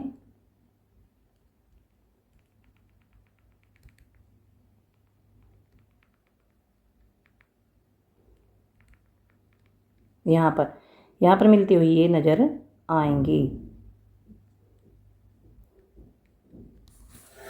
तो देखिए डॉटेड लाइन का मतलब ये यहाँ पर मिलती नहीं है, मिलती हुई नज़र आती हैं, ये डॉटेड लाइन का मतलब ऐसे।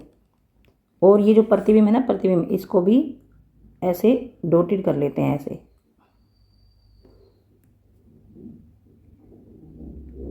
कि ये प्रतिबिंब बनता हुआ नज़र आएगा। तो यहाँ पर आप देख सकते हैं वस्तु है हमारी ये, तो ये जो है ना, ये जो डॉटेड का मतलब ये आभासी प्रतिबिंब बनता है यहाँ पर, और ये आभास होता है। ये जो किरणें हैं ना, ये ऐसे मिलती हुई प्रतीत होंगी, मतलब मिलती हुई ऐसा आभास होगा कि ये यहाँ पर मिल रही हैं। ऐसे ये डॉटेड जो ये है प्रतिबिंब डॉटेड बनाया है, तो इसका मतलब ये आभास होगा कि यहाँ पर प्रतिबिंब बन रहा है। तो यहाँ पर देखिए ये है, ये यहाँ पर बिंब है, बिंब इतना सा है और प्रतिबिंब इतना बड़ा है। और देखिए बिंब सीधा है, प्रतिबिंब भी सीधा है, और बिंब का प्रतिबिंब बनता हुआ आभास हो रहा है, यानी यहाँ पर बनेगा आभासी प्रतिबिंब बनेगा, आभासी और सीधा बना है। देखिए सीधा, आभासी और सीधा। और तो देखिए दर्पण तो इस तरफ है, दर्पण का फेस इस तरफ है ना, तो दर्पण के पीछे बनता है, दर्पण के पीछे और वस्तु से बड़ा और सीधा और आभासी प्रतिबिंब बनता है जब वस्तु को F और P के बीच में रखा जाता है। तो यहाँ पर ये होगी हमारी छठी स्थिति। लेकिन यहाँ पर आप ये नोट करेंगे, कि जो यहाँ पर प्रतिबिंब बना था ना, यहाँ पर इस स्थिति में, पांचवी स्थिति में, ये देखिए कितना बड़ा बना था यहाँ पर कितना बड़ा प्रतिबिंब बना है, इतना बड़ा।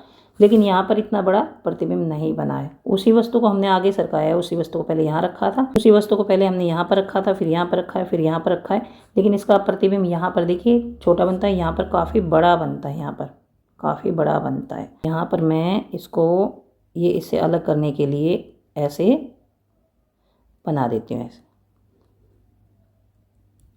तो यहाँ पर आप देख सकते हैं सबसे बड़ा प्रतिबिंब बना यहाँ पर, सबसे बड़ा विवर्धित, सबसे बड़ा यहाँ पर बना, बड़ा विवर्धित। तो इसमें देखिए बिंदु साइज प्रतिबिंब फर्स्ट में बिंदु साइज, दूसरे में छोटा और उल्टा, मतलब इससे तो छोटा बना है ना, उसके बाद समान बना है, उसके बाद बना है समान, यहाँ पर ये बना समान बना है, उल्टा बना है, दर्पण के सामने बना है, वास्तविक बना है। उसके बाद ये तो है वस्तु, ये वस्तु है, और इससे बड़ा बना है, इससे बड़ा बना है, और दर्पण के सामने बना है, वास्तविक बना है। उसके बाद पांचवें में ये वस्तु है ये, और इससे काफ़ी बड़ा बना है काफ़ी बड़ा बना है, बहुत ही ज़्यादा बड़ा। और उसके बाद छठी पोजीशन में, छठी सबसे अलग है, इसलिए मैंने 6 को ब्लू से लिख दिया है। यहाँ पर देखिए ये सीधा बना है और दर्पण के पीछे बना है, लेकिन वस्तु से काफ़ी बड़ा बना है।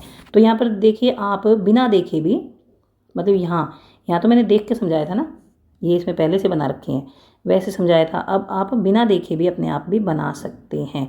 और यहाँ पर एक पॉइंट और है, यहाँ पर देखिए जो हमने ये 4th प्रतिबिंब बनाने के लिए इसमें हमने एक किरण यहाँ पर ली है। एक किरण यहाँ से जाती है और फोकस से यहाँ से आ जाती है, यहाँ से मुख्य अक्ष के समांतर जाती है और फोकस से होती हुई वापस आ जाती है। दूसरी भी हमने यहाँ से लिखी है, फोकस से जाती है और इसके समांतर, मुख्य अक्ष के समांतर ऐसे आ जाती है। जब ये किरणें यहाँ पर काटती हैं, यहाँ पर काटती हैं, तो यहाँ पर प्रतिबिंब बनता है। तो इसके अलावा हम क्या कर सकते हैं, एक किरण तो हम ये ले लेंगे कि मुख्य अक्ष के समांतर जाती है और यहाँ से फोकस से गुजरती हुई आती है। देखिए एक किरण तो हम ये लेंगे जो कि मुख्य अक्ष के समांतर आती है, मुख्य अक्ष के समांतर आती है और कहाँ से गुजरती है, फोकस से, मुख्य फोकस से गुजरती है ऐसे।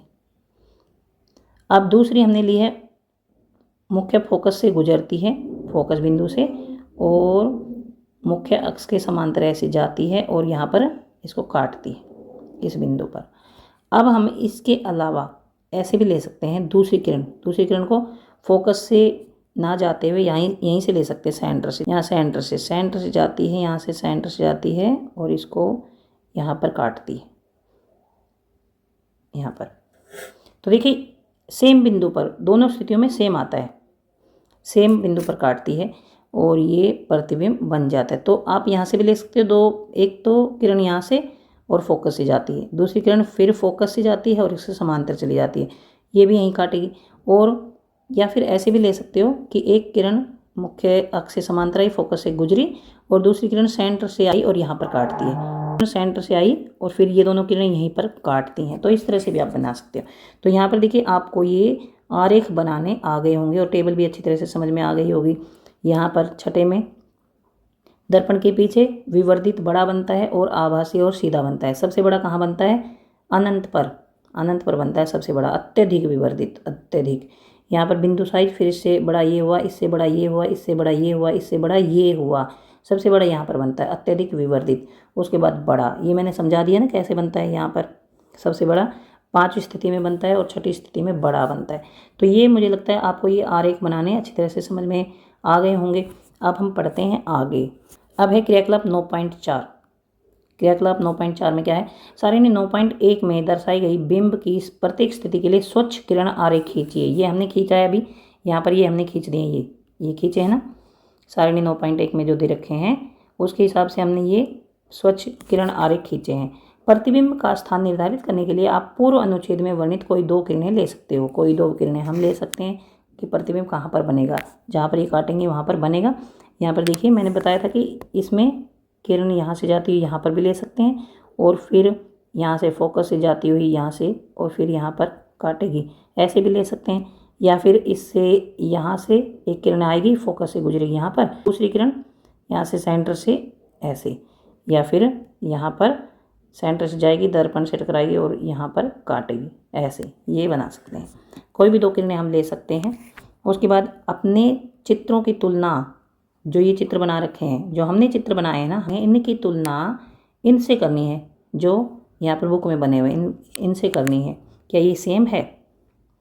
प्रत्येक दशा में बनने वाले प्रतिबिंब की प्रकृति, स्थिति और अपेक्षित साइज का वर्णन कीजिए। मैंने बता दिया ये भी। अपने परिणामों को सुविधाजनक प्रारूप में सारणीबद्ध कीजिए। सारणी बनानी है तो यहाँ पर जैसे सारणी बना रखी है ना, यहाँ पर ऐसी सारणी बना देनी है कि कहाँ कहाँ पर प्रतिबिंब बनेगा, कैसा प्रतिबिंब बनेगा। ये तो सारणी पहले ही बना रखी है, आपको बिना देखे बनानी ताकि आपकी प्रैक्टिस हो जाए। तो ये बना देना जैसे मैंने बताया, वैसे इस तरह की सारणी बनाकर लिख देना। उसके बाद देखिए हमने ये इतना सारा पढ़ा है, ये पढ़ा क्यों है? अवतल दर्पणों के बारे में इतना सारा पढ़ा है तो अवतल दर्पणों का कहीं उपयोग भी तो होता होगा ना, इसका कुछ फ़ायदा तो होता होगा ना, तभी तो हमें इतना सारा पढ़ रहे हैं। तो अवतल दर्पणों का उपयोग सामान्यतः टॉर्च में, सर्च लाइट में और वाहनों के अग्रदीपों में प्रकाश का शक्तिशाली समांतर किरण पुंज प्राप्त करने के लिए किया जाता है। देखिए टॉर्च ऐसे होती है, ऐसे, तो यहाँ पर ये अवतल दर्पण लगाया जाता है, अवतल दर्पण।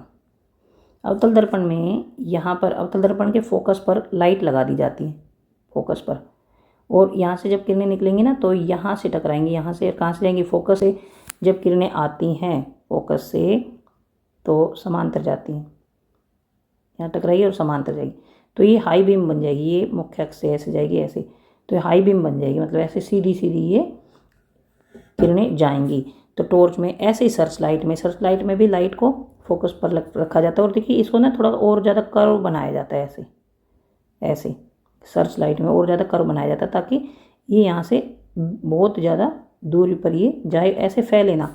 यहाँ पर देखिए छोटा सा ऐसे बनाएंगे, अगर यहाँ पर रख दिया जाए यहाँ पर लाइट को तो ऐसे जाएगी लाइट और ऐसे जाएगी, अगर यहाँ किनारे पर जाएगी तो इस तरह से भी फैल जाएंगी, कुछ किरणें इस तरह से भी फैल जाएंगी, ऐसे यहाँ पर किनारे से इस तरह से ऐसे फैल जाएंगी।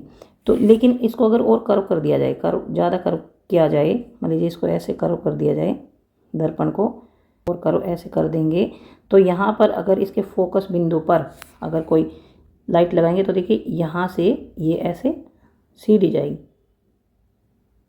मतलब ये फैलेगी नहीं, इस तरह से ये फैलेगी नहीं, ये सीधी जाएगी ऐसे कर्व करने से।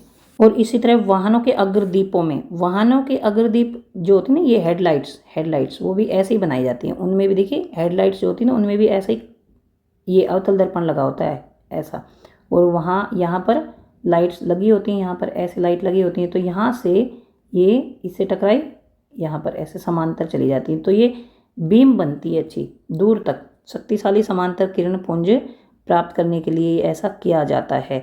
प्रकाश का शक्तिशाली समांतर किरण पुंज, ये समांतर किरण पुंज है ना, ये प्राप्त करने के लिए ऐसा किया जाता है। इन्हें प्राय चेहरे का बड़ा प्रतिबिंब देखने के लिए सेविंग दर्पणों के रूप में भी उपयोग किया जाता है।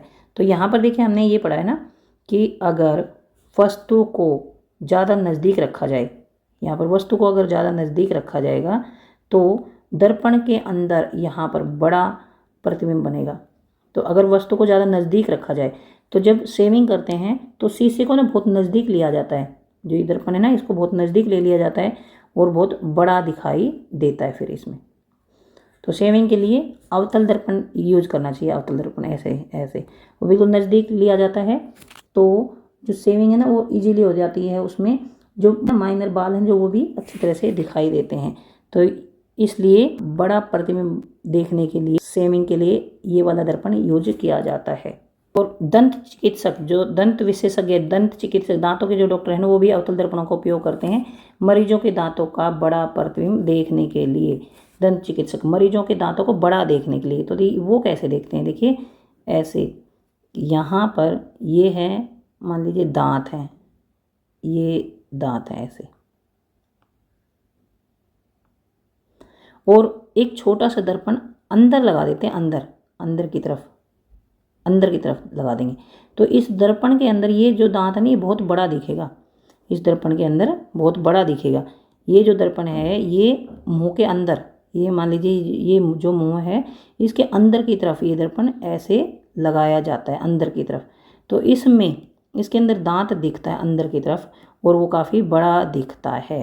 तो जो दंत चिकित्सक हैं, दांतों को देखने वाले जो डॉक्टर हैं, वो इनका उपयोग करते हैं ताकि दांत का बड़ा प्रतिबिंब देखने को मिले। सौर भट्टियों में सूर्य के प्रकाश को केंद्रित करने के लिए बड़े अवतल दर्पणों का उपयोग किया जाता है। जो सौर भट्टियाँ होती हैं उनमें ऐसे ये जो है अवतल दर्पण लगा दिया, और ऊपर से यहाँ से अनंत से जब किरणें आती हैं, सूरज की किरणें आती हैं तो कहाँ पर मिलती हैं, फोकस पर, तो यहाँ से ऐसे काटती हैं, ऐसे अनंत से किरणें आएंगी और फोकस से गुजरेंगी, यहाँ से फोकस से गुजरेंगी, और यहाँ पर कोई चीज़ गर्म करनी होगी ना उसको यहाँ पर रख देंगे, जैसे पर्दा रखते हैं ना पर्दा, तो उस पर कोई चीज़ गर्म करनी है उसको यहाँ पर रख देंगे, क्योंकि यहाँ पर ये सारी किरणें केंद्रित होती हैं, तो सारी गर्मी यहीं पर आती है, यहाँ पर सूरज की सारी गर्मी यहाँ पर इकट्ठी हो जाती है। इस तरह से जो सौर भट्टियाँ होती हैं, सौर भट्टियों में सूर्य के प्रकाश को केंद्रित करने के लिए बड़े अवतल दर्पणों का उपयोग किया जाता है। बड़े अवतल दर्पणों का, बहुत बड़े बड़े दर्पण होते हैं, ये छोटे छोटे से नहीं होते कि थोड़ी सी किरणें यहाँ पर केंद्रित हो गई, बहुत बड़े बड़े होते हैं। बड़े बड़े में क्या है ना, ज़्यादा किरणें एक जगह केंद्रित हो जाती हैं, ज़्यादा किरणें, इसलिए बड़े बड़े अवतल दर्पणों का उपयोग यहाँ पर किया जाता है सौर भट्टियों में। तो यहाँ पर अवतल दर्पणों का उपयोग कहाँ किया जाता है? एक तो टॉर्च में, सर्च लाइट में, वाहनों के अग्रदीपों में, हेडलाइट, वाहनों की हेडलाइट होती है उनमें यूज़ किया जाता है, और सेविंग दर्पणों के लिए और दंत विशेषज्ञ, दांत के जो डॉक्टर होते हैं वो यूज़ करते हैं दांतों को देखने के लिए, और सौर भट्टियों में इनका उपयोग किया जाता है। इसके बाद उत्तल दर्पण द्वारा प्रतिबिंब बनाना। देखिए उत्तल दर्पण द्वारा जो प्रतिबिंब आभासी बनते हैं, वास्तविक तो बनते नहीं हैं, आभासी बनते हैं, उत्तल दर्पण द्वारा प्रतिबिंब बनाना। हमने अवतल दर्पण द्वारा प्रतिबिंब बनने के बारे में अध्ययन किया है, काफ़ी अच्छे से डिटेल में पढ़ा है। अब हम उत्तल दर्पण द्वारा प्रतिबिंब बनने के बारे में अध्ययन करेंगे।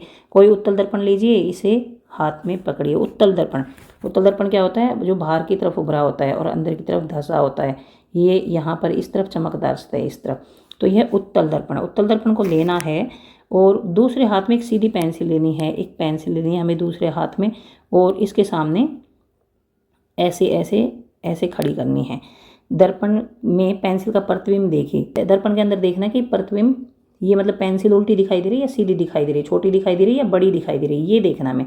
मतलब पहले पेंसिल को दूर रखेंगे, फिर नज़दीक लाएंगे, फिर नज़दीक लाएंगे, फिर नज़दीक लाएंगे, इस तरह से हम इसको नज़दीक लाते जाएंगे, और ये देखेंगे कि इसका प्रतिबिंब हमेशा सीधा बनता है या उल्टा बनता है, हमेशा छोटा बनता है या बड़ा बनता है। ये नोट करते रहेंगे हम कि पहली पोजीशन पर कैसा बनता है, दूसरी पोजीशन पर इसको रखने पर कैसा बनता है, तीसरी पर कैसा बनता है, चौथी पर कैसे। तो इस तरह से इसके नज़दीक नज़दीक लाते जाएंगे तो इस पेंसिल का प्रतिबिंब कैसा बनता जाएगा, तो ये हम नोट करते जाएंगे। पेंसिल को धीरे धीरे दर्पण से दूर ले जाइए। फिर अगर नज़दीक लाने, या तो हम नज़दीक लाकर देख सकते हैं, या फिर पहले बिल्कुल नज़दीक रखेंगे, फिर इसको दूर ले जाकर देखेंगे। दूर ले जाते जाइए, क्या प्रतिबिंब छोटा होता जाता है या बड़ा होता जाता है। क्रियाकलाप को सावधानीपूर्वक दोहराइए। बताइए कि जब बिंब को दर्पण से दूर ले जाते हैं तो प्रतिबिंब फोकस के निकट आता है अथवा उससे दूर जाता है। ये बताना है कि जब पेंसिल को या बिंब को दूर लेते जाएंगे तो प्रतिबिंब छोटा होता चला जाएगा या बड़ा होता चला जाएगा। ये है फोकस पॉइंट F, ये है C। तो जब दर्पण से बिंब को दूर ले जाया जाता है तो प्रतिबिंब फोकस के निकट आता है या उससे दूर जाता है, ये बताना है। प्रतिबिंब इसके निकट आता है या दूर जाता है फोकस के, ये बताना है हमें सब कुछ। तो यहाँ पर देखिए जो उत्तल दर्पण होता है ना, उसमें एक तो प्रतिबिंब सीधा दिखता है, सीधा दिखता है, यानी प्रतिबिंब आभासी बनता है, आभासी और सीधा। और वस्तु जितनी होती है ना, वस्तु का जो साइज होता है, यहाँ पर मान लीजिए हम वस्तु रखेंगे इतनी बड़ी, तो इसके अंदर देखने पर हमें छोटी सी दिखाई देगी, छोटी। तो वस्तु का प्रतिबिंब आभासी बनेगा, मतलब पीछे की तरफ दिखाई देगा, हमें अंदर की तरफ ये दिखाई देगा। ये जो वस्तु है ना, ये हमें अंदर दिखाई देगी, इसका मतलब आभासी दिखाई देगी और सीधी दिखाई देगी। अवतल दर्पण में हमें उल्टी दिखाई दी थी, बस एक केस में सीधी दिखाई दी थी और छोटी दिखाई देगी, ये छोटी। तो प्रतिबिंब आभासी बनता है, सीधा बनता है और छोटा बनता है। उत्तल दर्पण द्वारा बने प्रतिबिंब का अध्ययन करने के लिए हम बिंब की 2 स्थितियों पर विचार करते हैं। सिर्फ 2 स्थितियों पर विचार करेंगे हम। पहली स्थिति में बिंब अनंत दूरी पर, पहली स्थिति में हम वस्तु को बहुत ज़्यादा दूरी पर रखेंगे, दर्पण के सामने बहुत ज़्यादा दूरी पर रखेंगे, यहाँ पर रख देंगे कहीं यहाँ पर। तब हम दूर रखकर तब हम इस दर्पण में देखेंगे कि वस्तु का जो प्रतिबिंब है वो कैसे दिखाई देगा, छोटा दिखाई देगा, बड़ा दिखाई देगा या उल्टा सीधा, ये देखेंगे। पहले तो हम अनंत पर रखेंगे, पहली स्थिति में बिंब अनंत दूरी पर रखेंगे। दूसरी स्थिति में बिंब दर्पण से एक निश्चित दूरी पर रखेंगे, मतलब दूसरी स्थिति में यहाँ कहीं पर रख देंगे, यहाँ पर कहीं पर रख देंगे ऐसे। तो हम देखेंगे कि अनंत पर रखते हैं, हम देखेंगे कि वस्तु को बहुत ज़्यादा दूरी पर रखते हैं या इसके सामने रखते हैं, यहाँ सामने रखते हैं, तो ये जो वस्तु है ना, ये छोटी ही दिखाई देती है। कहीं पर रख लो, यहाँ से यहाँ तक कहीं पर रख लो, इसके अंदर छोटी ही दिखाई देती है वस्तु, यानी वस्तु का प्रतिबिंब छोटा दिखाई देता है और सीधा दिखाई देता है और इसके अंदर दिखाई देता है, यानी आभासी होता है।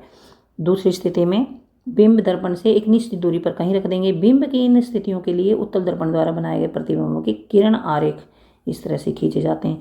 यहाँ पर देखिए, यहाँ पर अनंत पर रखा है, अनंत पर जब वस्तु रखते हैं तो ये समांतर आती हैं, किरणें समांतर आती हैं, तो ये दर्पण से टकराती हैं और ये वापस चली जाती हैं, तो ये वापस जाती है। ये देखिए फोकस पर मिलेंगी तो नहीं, लेकिन ऐसा लगेगा कि ये पीछे की तरफ दर्पण के अंदर देखेंगे तो यहाँ पर एक पॉइंट पर ये मिलती हुई नज़र आती है, एक पॉइंट सा बनता नजर आएगा यहाँ पर ये इन किरणों का। अगर और भी किरणें होंगी ये ऐसे समांतर ऐसे जाएंगी तो यहाँ पर ये ऐसे मिलती हुई नज़र आएंगी, यहाँ पर ऐसे ही ऐसे ये ऐसे मिलती हुई नज़र आएंगी। तो ये होता है फोकस बिंदु इसका। अनंत पर कोई वस्तु रखी है तो उसका बीम है ना बहुत ज़्यादा छोटा बनेगा, बिंदु साइज बनेगा, बहुत ही ज़्यादा छोटा बनेगा।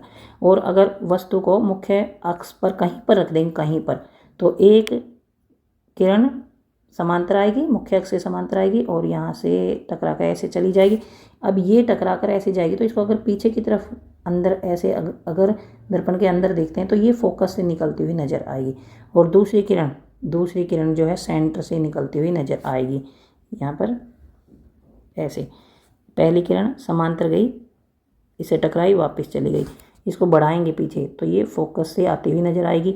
दूसरी किरण यहाँ से सेंटर से गुजरती है तो देखिए जहाँ पर ये काटती है ना, जहाँ पर काटती है वहाँ पर प्रतिबिंब बनता है। तो यहाँ पर आप देख सकते हैं छोटा सा प्रतिबिंब बनता है, छोटा सा। यहाँ पर वस्तु ली हमने बड़ी और प्रतिबिंब बना है छोटा सा, प्रतिबिंब छोटा बनता है, वस्तु बड़ी है और सीधा बनता है और दर्पण के पीछे बनता है। दर्पण के इस तरफ नहीं बनता, दर्पण के पीछे बनता है। तो उत्तल दर्पण में एक तो प्रतिबिंब आभासी बनता है, दर्पण के पीछे कौन सा प्रतिबिंब बनता है, आभासी बनता है और सीधा बनता है और छोटा बनता है। तो सारिणी 9.2 उत्तल दर्पण द्वारा बनाए गए प्रतिबिंबों की प्रकृति, स्थिति और आपेक्षिक साइज। सारिणी 9.1 में अवतल दर्पण द्वारा प्रतिबिंब जैसे बनते हैं उनके बारे में लिख रखा था। सारिणी 9.2 में उत्तल दर्पण द्वारा जो प्रतिबिंब बनते हैं उनकी प्रकृति, उनकी स्थिति और साइज। प्रकृति मतलब वो आभासी है या वास्तविक है, उल्टे सीधे हैं। स्थिति मतलब वो कहाँ पर बनेंगे, साइज मतलब वो छोटे बनेंगे या बड़े बनेंगे। अगर अनंत पर रखा जाता है तो कहाँ पर बनता है, फोकस पर बनता है, दर्पण के पीछे फोकस पर। अत्यधिक छोटा बनता है या अगर गोल वस्तु है तो बिंदु साइज का बनता है और आभासी और सीधा बनता है, ये मैंने बता दिया। अनंत तथा दर्पण के ध्रुव के बीच में कहीं पर भी अगर वस्तु को रखेंगे, कहीं पर भी, पूरे फोकस, पूरे मुख्य अक्ष पर कहीं पर भी वस्तु को रखेंगे, यहाँ रख देंगे, यहाँ रख देंगे, यहाँ रख देंगे, यहाँ रख देंगे, यहाँ रख देंगे, कहीं पर भी अगर रखेंगे तो कैसा बनेगा, F और P के बीच में बनेगा, F और P के बीच में। अनंत तथा दर्पण के ध्रुव के बीच में, मतलब अनंत तो देखिए, अनंत तो यहाँ पर हो गया, अनंत और ध्रुव ये हो गए, यहाँ पर कहीं पर भी रख देंगे, कहीं पर भी वस्तु को रखेंगे तो इसका प्रतिबिंब कहाँ बनेगा, P और F के बीच में। यहाँ पर देखिए P और F के बीच में बना हुआ है ना, ये तो P और F के बीच में बनेगा। चाहे यहाँ पर रख देंगे वस्तु को तब भी यहीं पर बनेगा, यहाँ रख देंगे तब भी यहीं पर बनेगा, यहाँ पर रख देंगे, मतलब कोई भी वस्तु अगर दूर है तो उसका प्रतिबिंब भी यहीं पर बनेगा, कोई नज़दीक है तब भी यहीं पर बनेगा। तो और सीधा बनेगा, यानी इसके आगे अगर कोई गाड़ी है, कोई बस है, इसके आगे अगर कोई बस है तो वो इसके अंदर ऐसी छोटी सी बस दिखाई देगी, छोटी सी और सीधी दिखाई देगी, इसके अंदर छोटी सी दिखाई देगी। तो इसलिए जो गाड़ियाँ होती हैं, गाड़ियाँ उनके साइड में जो दर्पण होते हैं वो उत्तल दर्पण होते हैं, क्योंकि अगर ये बस चलती है, चलती अगर यहाँ पर आ जाती है, यहाँ पर चलती अगर यहाँ पर आ जाती है तो भी इसका जो प्रतिबिंब यहीं पर बनेगा, यहीं पर। अगर ये दूर थी तब भी इसका प्रतिबिंब यहीं पर बना, नज़दीक आ गई चलते तब भी इसका प्रतिबिंब यहीं पर बनता है। तो इसीलिए ये अगर गाड़ी दूर है तब ये छोटी सी दिखाई देगी, नज़दीक है तब भी छोटी सी दिखाई देगी उत्तल दर्पण में। इसलिए जो गाड़ियाँ होती हैं उसके जो साइड में जो दर्पण लगे होते हैं वो उत्तल दर्पण लगे होते हैं। तो यहाँ पर P और F के बीच में प्रतिबिंब बनता है, P और F के बीच में, और छोटा बनता है और आभासी तथा सीधा बनता है।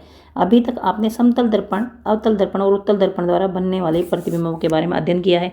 इनमें से कौन सा दर्पण किसी बड़े बिंब को पूरा प्रतिबिंब बनाएगा, बड़े बिंब का पूरा, इसमें से कौन सा दर्पण किसी बड़े बिंब का पूरा प्रतिबिंब बनाएगा? आइए क्रियाकलाप द्वारा समझते हैं। हमने ये 3 दर्पण ले लिए, समतल दर्पण, अवतल दर्पण, उत्तल दर्पण। इसके सामने कोई भी एक पेड़ है, पेड़, उसको समतल दर्पण से देखेंगे, अवतल दर्पण में देखेंगे और उत्तल दर्पण में, तो उसका पूरा प्रतिबिंब कौन से दर्पण में बनेगा ये हमें देखना है। तो इसके लिए क्रियाकलाप करते हैं।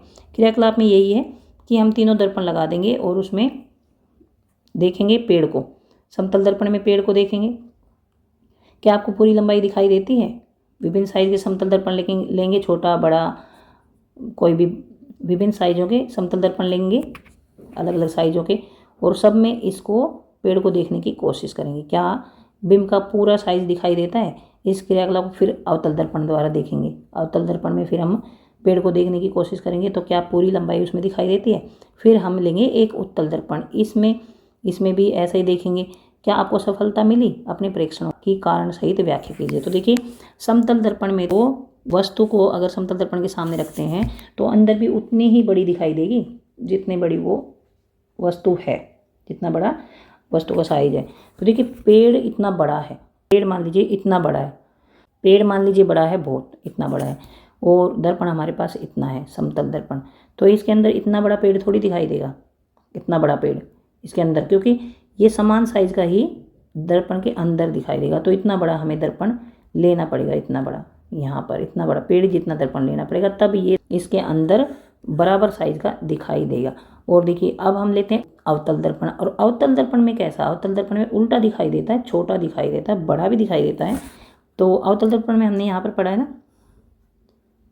यहाँ पर बिल्कुल छोटा साइज दिखाई देगा, यहाँ पर छोटा दिखाई देगा, उल्टा दिखाई देगा, यहाँ पर बिल्कुल छोटा, यहाँ पर छोटा और उल्टा, यहाँ पर बराबर साइज, यहाँ पर बराबर साइज का लेकिन उल्टा दिखाई देगा, और यहाँ पर बड़ा दिखाई देगा, यहाँ पर सबसे बड़ा दिखाई देगा, और यहाँ पर भी बड़ा दिखाई देगा। हमें चाहिए समान साइज का हम यहाँ से देखेंगे, लेकिन ये उल्टा दिखाई देता है। समान साइज का देख सकते हैं अगर हम एक बड़ा पेड़ लेते हैं और उसके सामने एक अवतल दर्पण लेंगे तो इसका जो साइज है ना, इसका साइज समान साइज का अंदर दिखाई देगा लेकिन उल्टा दिखाई देगा। तो वस्तु के बराबर दिखाई देगा और उल्टा दिखाई देगा। तो पेड़ इतना बड़ा है, पेड़ इतना बड़ा है, तो अवतल दर्पण हम छोटा सा लेंगे तो उसमें पूरा पेड़ नहीं आएगा, क्योंकि पेड़ इतना बड़ा है और उतना ही बड़ा फिर हमें साइज इसका प्रतिबिंब का दिखाई देगा लेकिन उल्टा दिखाई देगा। अब हम लेंगे उत्तल दर्पण। तो उत्तल दर्पण के सामने हमने वस्तु रखी थी, बड़ी वस्तु रखी थी उत्तल दर्पण के सामने, और वस्तु इसके अंदर दिखाई दी थी छोटी, इसके अंदर छोटी दिखाई दी थी, मतलब पूरी दिखाई दी है पूरी। ये बड़ा सारा पेड़ है, ये बड़ा सारा पेड़ जो है ना, इसके अंदर पूरा दिखाई देगा, छोटे साइज में दिखाई देगा लेकिन पूरा दिखाई दे जाएगा। हमें दर्पण बहुत बड़ा लेने की जरूरत नहीं पड़ेगी, और सीधा भी दिखाई देगा, उल्टा भी नहीं दिखाई देगा। तो एक उत्तल दर्पण में हमें वस्तु का साइज पूरा दिखाई दे जाएगा। ये हमारा उत्तर है। यहाँ पर क्या था, कौन सा दर्पण बड़े बिंब का पूरा प्रतिबिंब बनाएगा? तो इसका उत्तर आएगा उत्तल दर्पण।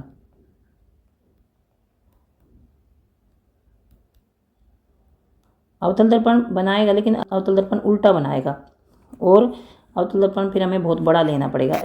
इसमें हम उत्तल दर्पण छोटा सा लेंगे, छोटा सा उत्तल दर्पण लेंगे। बहुत बड़ा अगर पेड़ है तो हमें इसके पीछे छोटा सा ये पेड़ दिखाई दे जाएगा। आप एक छोटे उत्तल दर्पण में किसी ऊंचे भवन या पेड़ की लंबाई को पूरी देख सकते हैं, पूर्ण लंबाई का प्रतिबिंब इसमें देख सकते हैं। आगरा किले की एक दीवार में एक ऐसा ही दर्पण ताजमहल की ओर लगा हुआ है। आगरा किला जो है, आगरा किला, यहाँ पर आगरा किला है, इधर है ताजमहल। यहाँ पर एक छोटा सा उत्तल दर्पण लगा है, ये इसके अंदर पूरा दिखाई देता है, इसके अंदर ये पूरा ताजमहल इसके अंदर दिखाई देता है। यदि आप कभी आगरा किला देखने जाएं तो दीवार में लगे इस दर्पण में ताजमहल के पूरे प्रतिबिंब को देखने का प्रयास करें। मकबरे को स्पष्ट देखने के लिए आपको दीवार से सटी हुई एक छत पर उचित स्थान पर खड़ा होना होगा। उत्तल दर्पणों का उपयोग। अब उत्तल दर्पणों का उपयोग कहाँ पर होता है? उत्तल दर्पणों का उपयोग मैंने बता दिया ना, एक तो गाड़ियाँ जो होती हैं ना, गाड़ियाँ, उसमें जो साइड में शीशे होते हैं, ये है गाड़ी,